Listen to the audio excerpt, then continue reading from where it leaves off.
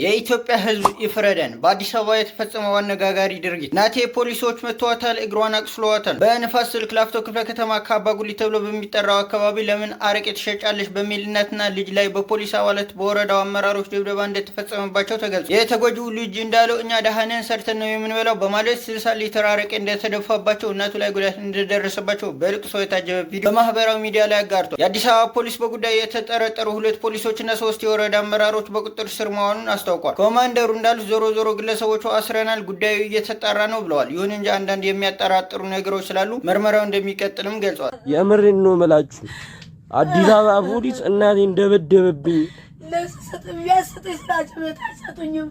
ይኸው እናቴን ደበደበብኝ አዲስ አበባ ፖሊስ። ይኸው እህቴ የለችም ከቤት አባቴን መቶታል። ይኸው ቤቱን እንዳለ አበለሻሽተውታል።